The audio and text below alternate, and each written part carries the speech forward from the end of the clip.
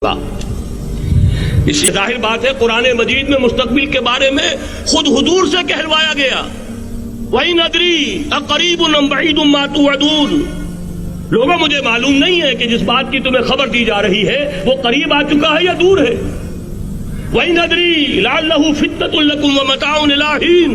اور میں نہیں جانتا، ہو سکتا ہے اللہ کچھ اور مہلت دے دے تمہیں اور کچھ اور آزمائش جو ہے اس کے لیے تمہارے لیے کوئی اور مہلت عطا فرما دے، ہو سکتا ہے۔ تو میں بھی کسی دعوے سے نہیں کہہ رہا، لیکن دو امکانات ہیں۔ امکان نمبر ایک کیا ہے؟ ابھی عالم اسلام کا ایک سالڈ بلاک ہے جو یہودی ورلڈ آرڈر کی نگاہوں میں کھٹک رہا ہے۔ میں کھٹکتا ہوں دل یزداں میں کانٹے کی طرح۔ اگرچہ ان کی اسٹریٹجی کیا ہے؟ ایک ایک کر کے ان کے حصے بکھرے کر کے تیا پانچا کرو۔ ابھی وہ بلاک کون سا ہے؟ ایران ہے، افغانستان ہے، پاکستان ہے اور روسی ترکستان سے آزاد ہونے والی جو ریاستیں ہیں، یہ ایک سالڈ بلاک۔ یہ عجمی مسلمان عربی نہیں، عربی گئے، یہ نوٹ کر لیجئے، اس لیے کہ عربوں کو اللہ نے فضیلت دی تھی، محمد ان میں سے تھے صلی اللہ علیہ وسلم، یہ رتبہ بلند ملا جن کو مل گیا۔ لیکن ساتھ ہی اللہ نے دھمکی بھی دے دی تھی سورہ محمد میں، ان تتولوا یستبدل قوما غیرکم، اگر تم پیٹھ دکھا دو گے اس مشن کو جو ہم نے تمہارے حوالے کیا ہے، تمہیں ہٹائیں گے، کسی اور کو لے آئیں گے۔ اور یہ بات ہو چکی ہے 13ویں صدی عیسوی میں، 1258 میں جب سقوط بغداد ہوا ہے، عربوں کے ہاتھ سے عالم اسلام کی قیادت چھین لی گئی، معزول کر دیا۔ اس کے بعد قیادت کن کے ہاتھوں میں آئی؟ ترکوں کے ہاتھ میں۔ ترکان تیموری ہندوستان میں، ترکان صفوی ایران میں، ترکان سلجوقی مڈل ایسٹ میں، اور ترکان عثمانی کا تو کہنا ہی کیا ہے، وہ ایشیا مائنر سے چل کر آپ کو معلوم ہے کہ مشرقی یورپ کا کتنا بڑا علاقہ، دی گریٹ آٹومان امپائر اس صدی کے آغاز تک قائم تھی۔ اس صدی میں عجیب عجیب معجزے ہوئے ہیں۔ گریٹ آٹومان امپائر جو 3 بر اعظموں پر محیط، نام و نشان ختم۔ دی گریٹ USSR، نام و نشان ختم۔ اب تو روس صاحب ایک ملک کی حیثیت سے رہ گئے۔ یہ اس صدی میں دو اور وقت نہیں ہے میں اور آپ کو کیا بتاؤں، اس صدی میں تو بڑے بڑے عجیب عجوبے ہوئے ہیں، بڑی بڑی 2 عظیم جنگیں ہو چکی ہیں، تیسری جو ہے سر پر کھڑی ہے، دور نہیں ہے، جس کو حدیث میں کہا گیا ہے الملحمۃ العظمی، تاریخ انسانی کی عظیم ترین جنگ، اور وہی صلیبی جنگ جس کا آغاز بوسنیا سے ہو چکا ہے۔ بہرحال اس وقت جو میں کہہ رہا تھا، ورنہ میرے پاس تو یعنی یہ کہ درد دل کہنے کے لیے وقت نہیں ہے، مجھے اپنی بات کو محدود کرنا پڑ رہا ہے، لیکن میں اب آ رہا ہوں اصل موضوع کی طرف کہ ایک امکان تو یہ ہے کہ اس بلاک میں اسلام کا احیاء ہو، اور اس کے لیے کچھ نویدیں بھی موجود ہیں احادیث نبویہ میں۔ وہ تو آپ نے سنا ہوگا اقبال کا شعر، میرے عرب کو آئی ٹھنڈی ہوا جہاں سے، میرا وطن وہی ہے، میرا وطن وہی ہے۔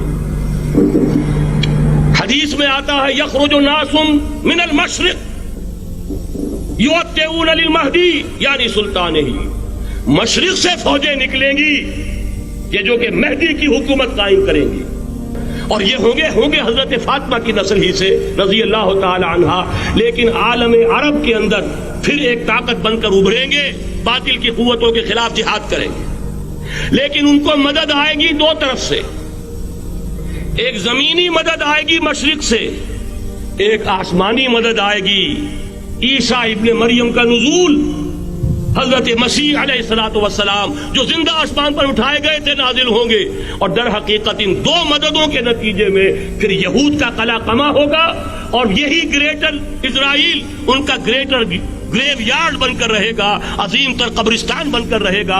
اس کی بڑی واضح حدیثیں موجود ہیں، اس کی بڑی تفصیلی خبریں موجود ہیں، یہ احادیث کی کتب کے اندر، بدقسمتی سے ہماری اس کی طرف توجہ نہیں۔ ایک تو یہ ہو سکتا ہے، اسی طریقے سے ایک اور حدیث ہے، یخرج من خراسان رایات سود، اور یہ مسلم شریف کی روایت ہے، نوٹ کیجئے گا، نہیں ترمذی شریف کی روایت ہے، یخرج من خراسان رایات سود لا يردها شيء حتى تنصب بإيليا۔ اور خراسان حضور کے زمانے میں آج کے افغانستان کا نام تھا۔ جتنا خون یہاں پر خلوص کے ساتھ دیا گیا ہے، اس کی مقدار بھی کم نہیں ہے. یہاں سے خیر برآمد ہوگا. اور دوسری بات اپنے بارے میں نوٹ کر لیجئے، یہ پاکستان، بچا کھچا Pakistan, what remains of Pakistan, یہ اصل میں ہے کیا؟ مولانا بہت خوبصورت انداز میں فرما رہے تھے، یہ 313 نہیں تھے، اسلام تھا.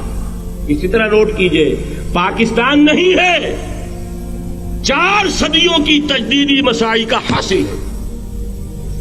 آپ نے کبھی نوٹ کیا ختم نبوت کے بعد اب سب سے اونچا منصب کس کا ہے؟ مجددین.